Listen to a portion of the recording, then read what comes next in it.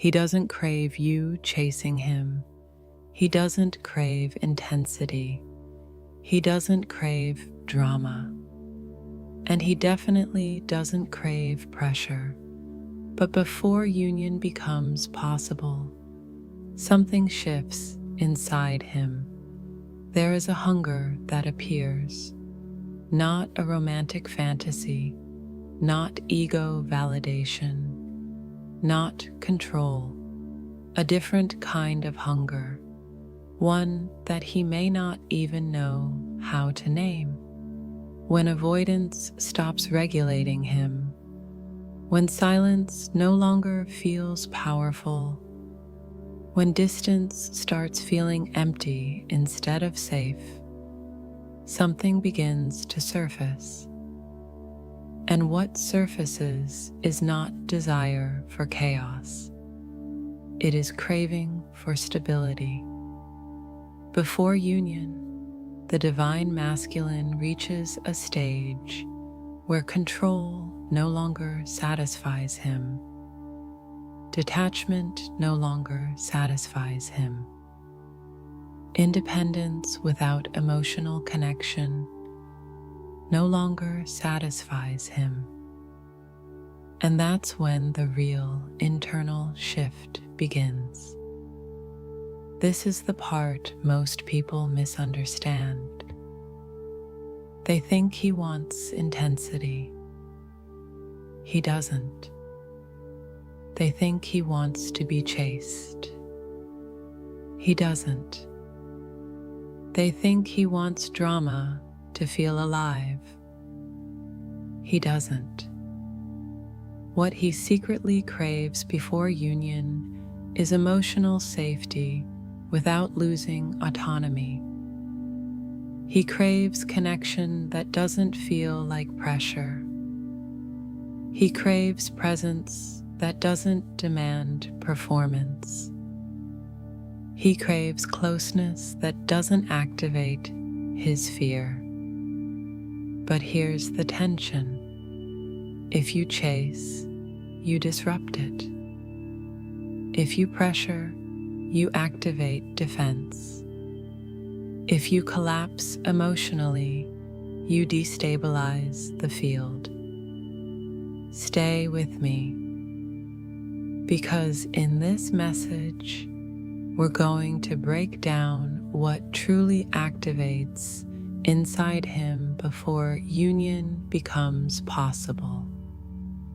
What he starts craving on a nervous system level, and why misunderstanding this stage can push union further away instead of bringing it closer. This is not about becoming what he wants. It's about understanding what shifts inside him when he is finally ready to meet you, and that shift changes everything. Before union becomes possible, something very specific begins to happen inside the divine masculine.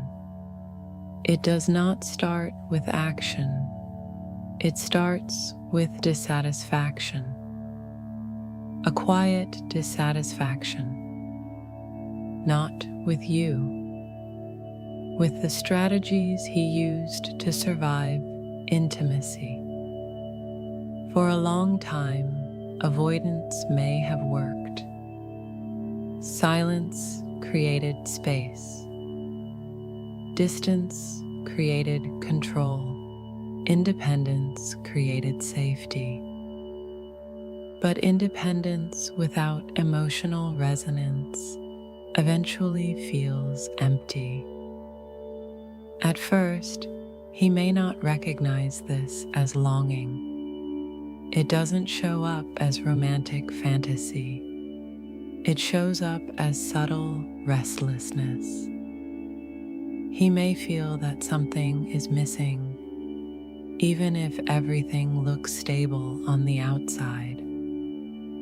That restlessness is the beginning of hidden hunger. Because avoidance only regulates while it feels protective. Once it begins to feel isolating instead of empowering, the system shifts. The divine masculine begins to crave something different. Not intensity, not pursuit, not emotional chaos. He begins to crave emotional coherence. He begins to crave connection that does not destabilize him. Connection that does not require him to lose himself. Connection that feels grounded instead of overwhelming. This hunger is not always conscious. He may not wake up thinking, "I want union." Instead, he may start noticing what no longer satisfies him. Distraction doesn't hit the same. Detachment doesn't bring the same relief. Casual emotional distance feels shallow. There is a difference between freedom and emptiness. When avoidance weakens, that difference becomes clear. This is where the shift begins. Before union, the divine masculine often reaches a point where autonomy alone is no longer fulfilling. But he still fears enmeshment. So internally, a conflict emerges. He craves closeness, but he fears losing independence. He craves emotional safety, but he fears vulnerability. He craves connection, but he fears exposure. This tension creates the hidden hunger. It is not hunger for you to chase him. It is hunger for a relational experience that does not activate his defense. He wants to feel close without feeling consumed. He wants to feel desired without feeling pressured. He wants to feel connected without feeling controlled. And this is where many misunderstand the stage before union. They interpret distance as lack of care, but sometimes distance is the final attempt to regulate before he can admit what he truly wants. When avoidance starts failing, he begins to feel the cost of staying disconnected. The cost is not dramatic, it's subtle. A sense that something meaningful is missing. A sense that detachment is no longer growth, it's limitation. A sense that control is no longer strength, it's confinement. This realization does not make him immediately move. It makes him internally aware. And awareness is the precursor to readiness. Before union, he must experience the limitation of his old strategy. He must feel that silence is no longer satisfying. He must recognize that emotional independence without relational depth feels incomplete. This is the hidden hunger. It is the desire for stability with connection, safety with intimacy, autonomy with partnership. But he will not crave this from fear. He will crave it from exhaustion. Exhaustion of defending, exhaustion of distancing, exhaustion of suppressing. And once he feels that exhaustion clearly, the internal landscape changes. Union becomes less threatening, not because he stops valuing independence, but because he begins to crave something deeper than control. That is the stage before union. Not pursuit, not dramatic confession, but quiet hunger for regulated closeness. And once that hunger becomes stronger than the fear of vulnerability, movement becomes possible. Avoidance works until it doesn't. In the earlier stages, distance can feel powerful. Silence feels controlled. Independence feels strong. Detachment feels mature. And for a while, it genuinely regulates him, because avoidance reduces activation. If closeness triggers vulnerability, if intimacy triggers fear, if emotional exposure feels destabilizing, then distance feels like relief. Relief feels like strength. But relief is not resolution. It is temporary stabilization. The divine masculine often relies on avoidance, not because he doesn't care, but because he doesn't yet have the tools to regulate intensity internally. Distance gives him space. Silence gives him control. Distraction gives him numbness, but numbness has a cost. At first, that cost is barely noticeable. Life continues, routine stabilizes, emotional intensity decreases. But slowly, something begins to feel incomplete. Avoidance reduces pain, but it also reduces connection. It reduces depth. It reduces emotional resonance. And when connection has been real, the absence of resonance becomes noticeable over time. This is where dissatisfaction begins. He may not consciously think, avoidance isn't working. Instead, he starts noticing subtle things. Moments feel flat. Interactions feel shallow. Independence feels isolating rather than empowering. There is a difference between solitude and disconnection. When avoidance stops satisfying him, it's because the system begins craving depth again. The nervous system is wired for attachment. Even avoidant attachment styles still need connection. They simply manage it differently. At a certain stage, especially before union becomes possible, something shifts internally.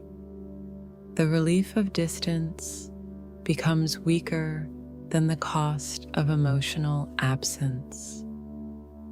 This is critical. When the cost outweighs the relief, the strategy weakens. Avoidance used to reduce anxiety. Now it creates low-level restlessness. Avoidance used to create control. Now it creates emotional stagnation. Avoidance used to feel safe. Now it feels limiting, and limitation is uncomfortable.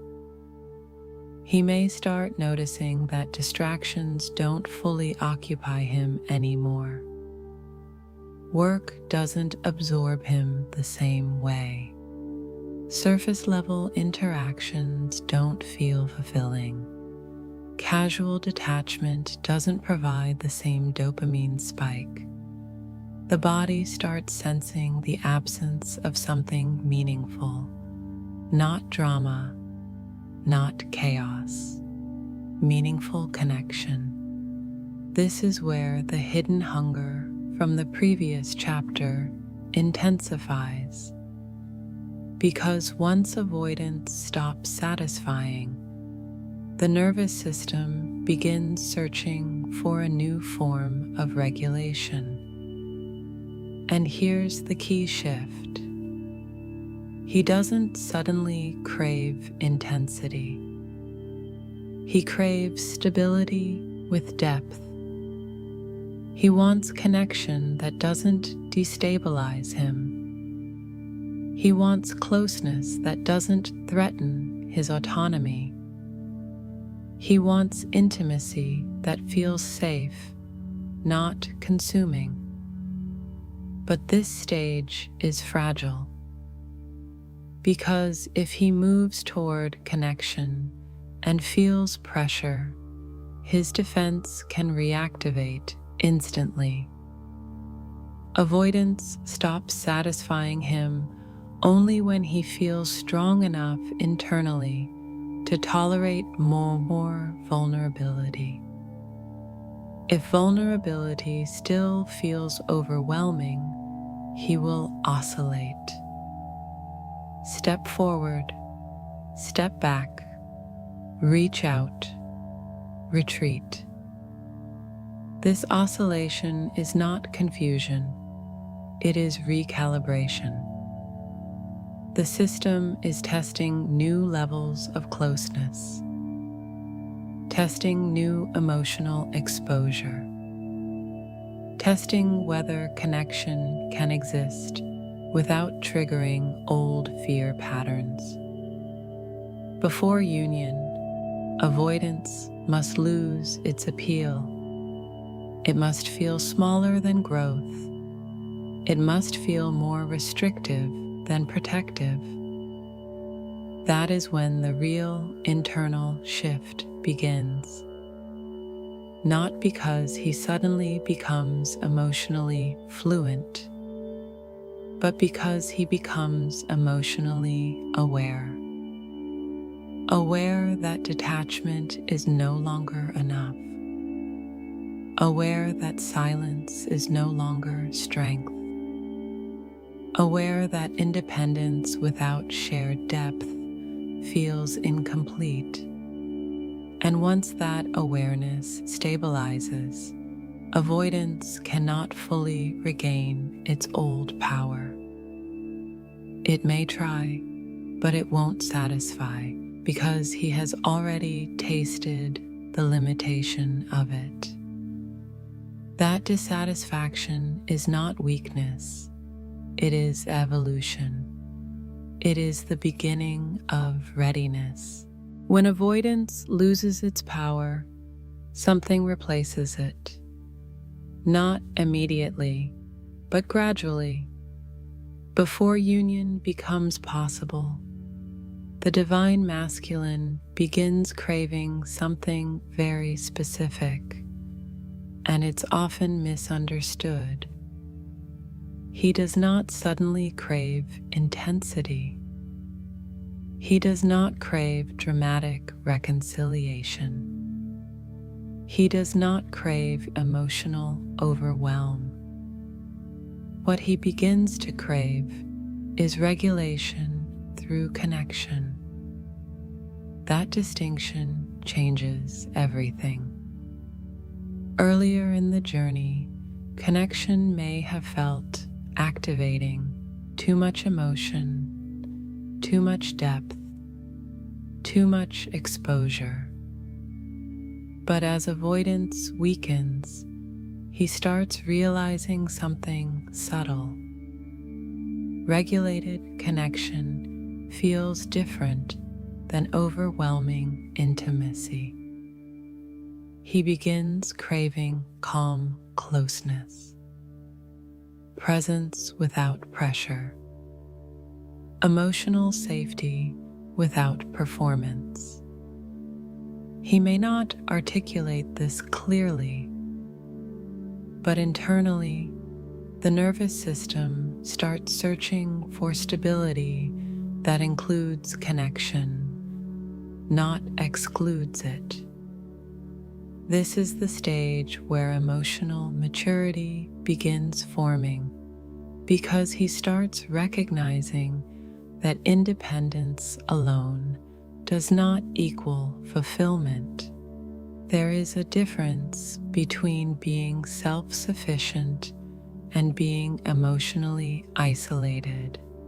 When he feels that isolation, even quietly, the craving begins.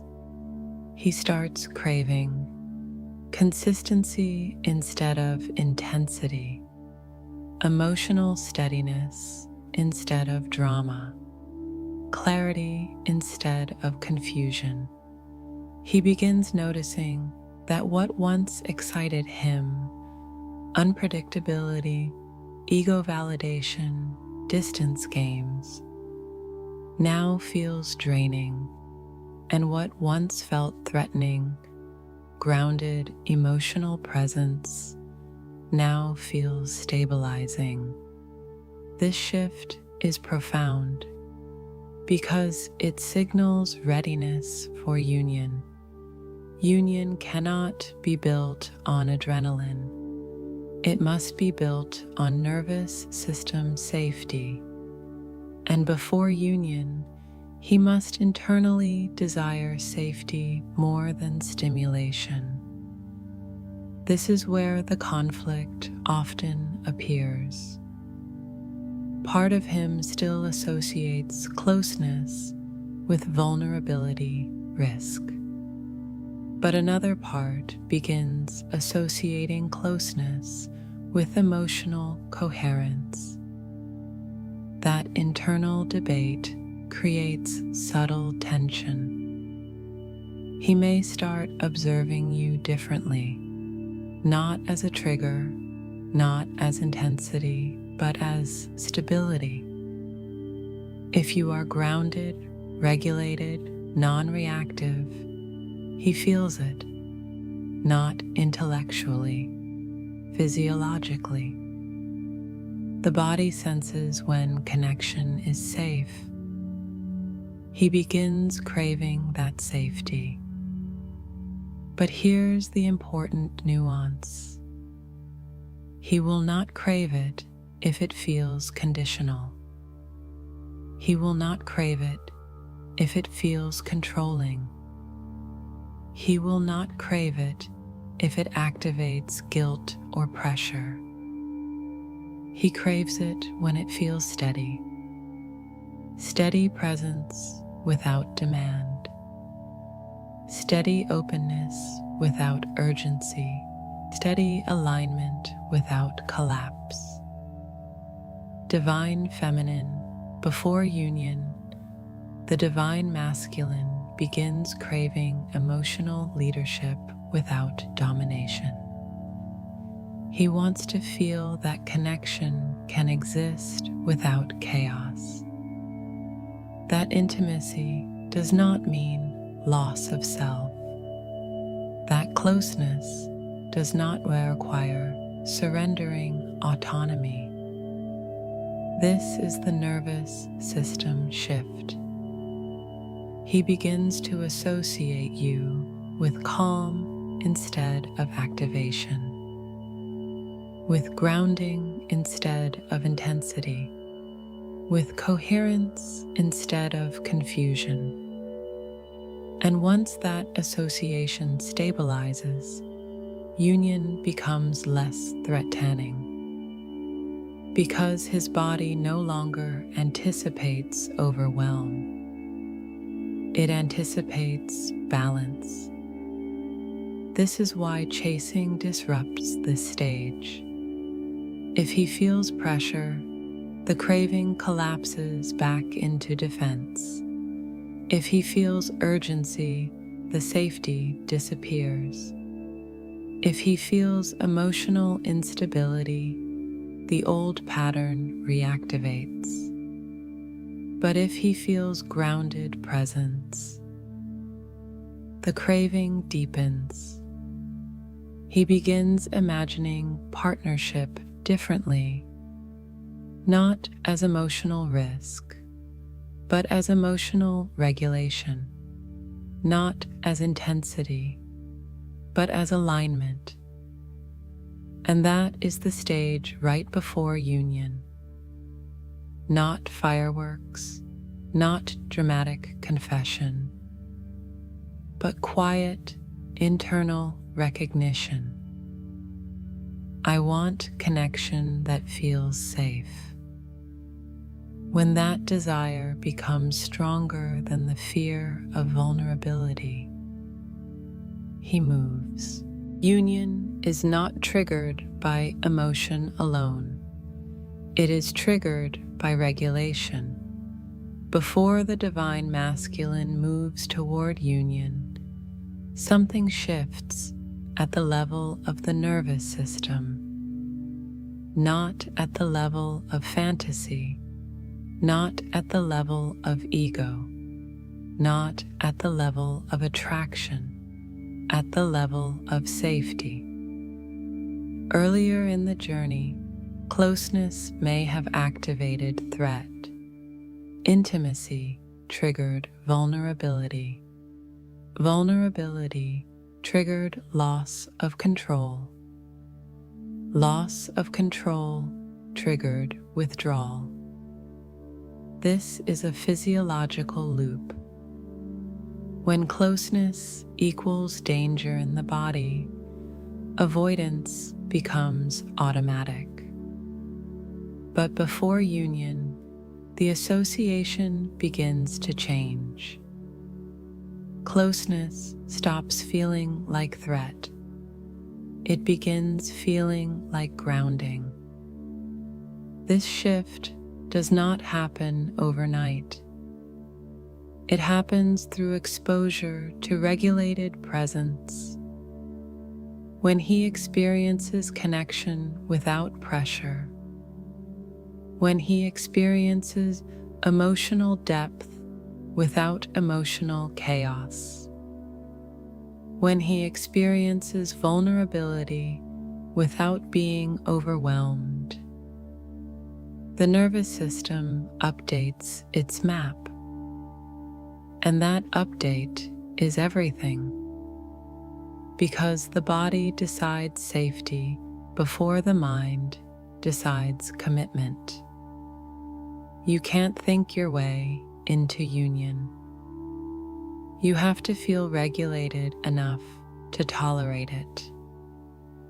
The divine masculine may not consciously recognize this shift at first, but internally he begins noticing something different. Your presence does not spike his anxiety. Your silence does not feel manipulative. Your independence does not feel threatening. Instead, something feels stable. This stability allows curiosity to replace defense. Defense once activated automatically. Now curiosity activates. Curiosity is a sign of nervous system softening. Instead of scanning for danger, he begins scanning for coherence. Instead of bracing for intensity, he begins sensing steadiness. That is a profound transition. Earlier, intimacy felt like exposure. Now, intimacy begins to feel like relief, not overwhelming relief, grounded relief, the kind of relief where the body can exhale. This is what he secretly craves before union. Not intensity, not obsession, regulated connection. Connection that lowers his activation instead of raising it. But here is the critical point. This shift only stabilizes if the environment remains safe. If closeness is followed by pressure, the old threat response can reactivate instantly. The nervous system remembers fear faster than it integrates safety. That's why this stage requires steadiness. Divine Feminine, when you remain grounded, you become a safe signal, not because you are perfect, but because you are consistent. Consistency rewires threat response. Inconsistency reactivates it. Before union, he must internally believe that closeness does not require him to abandon himself, that he can stay sovereign while connected, that he can remain autonomous while emotionally present. This belief is not cognitive, it is embodied. He feels it, he senses it, he tests it. You may notice small shifts, more openness, longer conversations, less retreat after vulnerability. These are signs of nervous system recalibration. The defensive loop weakens, the attachment loop strengthens. And when attachment begins to feel safe instead of destabilizing, union becomes biologically possible. Union is not romantic destiny, it is nervous system alignment. Two systems that can regulate together instead of trigger each other. Before this stage, contact may have been magnetic, but chaotic. Now, contact feels calm, and calm feels unfamiliar, but good. That is the signal. When he begins craving calm connection more than stimulating distance, the shift is real. And once the nervous system experiences connection as safety, not threat, avoidance can no longer fully satisfy him. Union stops feeling like risk. It starts feeling like alignment. In the earlier stages of the twin flame journey, passion feels like everything. Intensity feels magnetic. Chemistry feels undeniable. Emotional charge feels alive. But intensity alone cannot sustain union. Intensity activates. Safety stabilizes.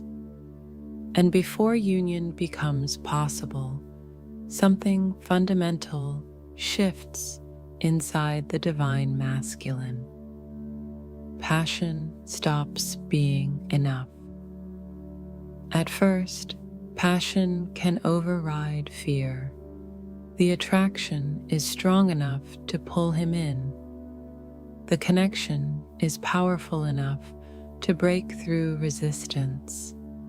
But if that connection also feels destabilizing, his nervous system eventually retreats. Because the body prioritizes safety over desire. Desire excites. safety sustains. When avoidance weakens and emotional awareness increases, he begins recognizing something subtle. He doesn't just want to feel drawn, he wants to feel calm while being drawn. That is a completely different experience. Passion creates adrenaline. Emotional safety creates regulation. Adrenaline cannot build a foundation. It burns too fast. Regulation builds consistency. Before union, he begins craving consistency more than intensity. Not because the passion disappears, but because he realizes passion without safety feels volatile. He may start noticing that dramatic emotional highs are followed by exhausting lows. That strong connection followed by fear creates instability, and instability becomes tiring. Divine Feminine, this is where many misunderstand the shift. They think he wants more passion, more emotional expression, more intensity to prove love. But what he begins to crave is steadiness. He wants connection that does not threaten his autonomy. He wants emotional depth that does not activate chaos. He wants intimacy that feels grounding instead of consuming. This is maturity emerging. Earlier, intensity may have validated his ego. It made him feel desired. It made him feel chosen. But validation is not the same as emotional safety.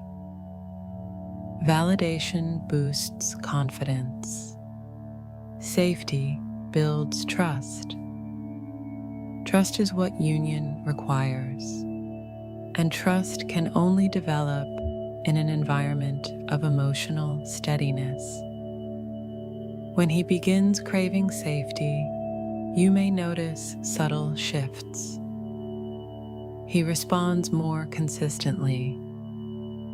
He withdraws less dramatically. He listens more attentively, not because he feels less, but because he feels more secure. Security lowers defense. Defense once made him reactive. Security makes him receptive. This is a nervous system recalibration. Instead of associating closeness with loss of control, he begins associating closeness with stability. And stability becomes attractive, deeply attractive, not in a dramatic way, in a grounding way. He may begin to value conversations that feel calm, moments that feel peaceful, interactions that feel balanced, because the body recognizes safety as relief, not relief from you, relief with you. That distinction is powerful. He no longer wants connection that spikes his adrenaline. He wants connection that steadies his breath. And when he reaches that stage, union becomes realistic. Because union cannot survive on adrenaline alone. It requires two nervous systems capable of regulating together. Passion may ignite the journey, but safety sustains it. And when emotional safety becomes more important than passion. He is no longer chasing intensity. He is seeking alignment. That is the stage right before union, when excitement is no longer enough, when chemistry is no longer the goal, when what he truly wants is this: to feel calm in your presence, to feel stable in your closeness, to feel himself without defense. And when that craving stabilizes, union is no longer frightening, it becomes natural. When the divine masculine begins craving emotional safety, the dynamic becomes extremely sensitive. This stage is fragile, not because the connection is weak, but because his nervous system is recalibrating. Earlier in the journey, chasing may have created activation. Activation can feel like passion. It can feel like movement. It can feel like something is happening. But activation is not the same as alignment. And before union, alignment becomes more important than intensity. When he is shifting from avoidance toward openness, his system is testing new levels of vulnerability. He is asking himself internally, can I move closer without losing myself? Can I stay present without being overwhelmed? Can I feel deeply without being destabilized? These are not conscious questions. They are physiological ones. If, during this recalibration, he feels pressure, his system reads it as threat. Pressure activates defense. Defense activates withdrawal. Chasing, even subtle chasing, increases pressure. It signals urgency. It signals expectation. It signals emotional demand. And demand reactivates fear. Not fear of you, fear of losing autonomy. Before union, he must feel that closeness is voluntary, not required, not pursued, not forced. Voluntary connection creates safety. Pursued connection creates resistance.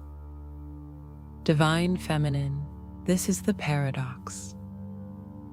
When he begins craving safety, the more stable you are, the more that craving deepens. The more anxious you become, the more it collapses.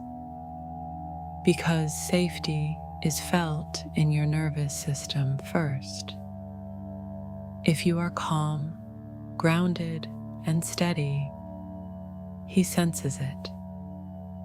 If you are activated, waiting, or subtly pressuring, he senses that too. The body detects urgency faster than words. Even small signals matter. Repeated checking in, seeking reassurance, needing definition quickly. All of these communicate instability. Instability triggers old patterns, and when old patterns reactivate, avoidance regains temporary strength. Chasing disrupts this stage because it shifts the focus from regulation to reaction. He may still care deeply, but if the environment feels emotionally demanding, his system prioritizes protection. Protection over connection, protection over growth, protection over union. Union cannot form in an atmosphere of pressure. It forms in an atmosphere of grounded autonomy.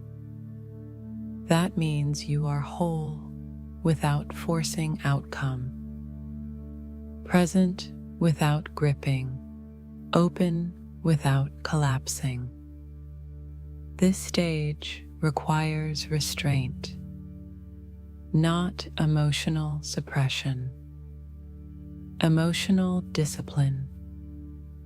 Discipline means allowing space for him to approach, allowing curiosity to build, allowing safety to deepen naturally.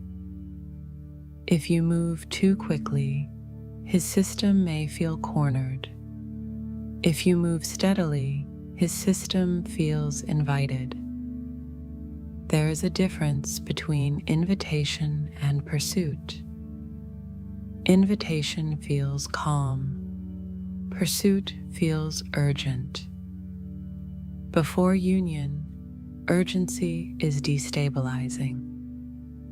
Because he is learning that connection does not equal loss of control. If that lesson is interrupted by pressure, the recalibration resets. Divine Feminine, the most powerful position at this stage, is non-reactive presence. You are not cold, you are centered, you are not distant, you are stable. You are not withholding, you are regulated. And regulation is magnetic at this stage, because what he secretly craves is calm closeness. If you chase, you introduce adrenaline. If you stabilize, you introduce safety. And safety is what makes union sustainable. This stage is not about proving love. It is about embodying emotional steadiness. When he feels that closeness does not require him to defend, the craving deepens. When he feels no urgency to perform or respond on a timeline, trust builds. Trust builds slowly, but it builds strongest when not forced. And once trust stabilizes, movement happens naturally. When the divine masculine begins to soften, the shift is subtle. It is not dramatic. It does not always come with grand declarations. It begins with reduced defense, less withdrawal after vulnerability, more sustained eye contact, more consistent communication. Softening is not weakness. It is the nervous system lowering its guard. But softening is fragile because the system is still testing whether closeness remains safe over time, testing whether vulnerability leads to stability or to chaos, testing whether connection can exist without emotional pressure. At this stage, what stabilizes him is predictability without rigidity. He does not need perfection. He needs emotional consistency. Consistency signals safety. When your emotional tone remains steady, even during uncertainty, His body registers coherence. Coherence lowers activation. Lower activation allows openness. Openness allows depth. Depth builds trust. Trust stabilizes attachment. This is the progression. When he softens, he is observing more than he speaks. He is sensing your reactions. He is measuring your steadiness. If you overreact to small shifts, his system tightens. If you escalate intensity, his system retreats. But if you respond calmly, he relaxes further. Relaxation builds confidence in connection. Another stabilizing factor is emotional autonomy. When he sees that you are grounded in your own life, not suspended in waiting, it reduces subconscious pressure. Waiting creates energetic tension. Autonomy creates spaciousness. Spaciousness invites approach. Approach must feel chosen, not required. When he begins to soften, he wants to feel that closeness is mutual and voluntary. If he senses dependency, defense may reappear. If he senses stability, softness deepens. Divine Feminine, stability does not mean detachment. It means emotional containment. You can care deeply without collapsing. You can feel intensely without projecting urgency. You can desire union without gripping it. That is what stabilizes him. He needs to feel that connection will not overwhelm his autonomy, that he can express vulnerability without being consumed by expectation, that he can move closer without being pulled. Softening requires space to breathe. When he feels emotionally respected, he expands. When he feels emotionally cornered, he contracts. This stage is about expansion.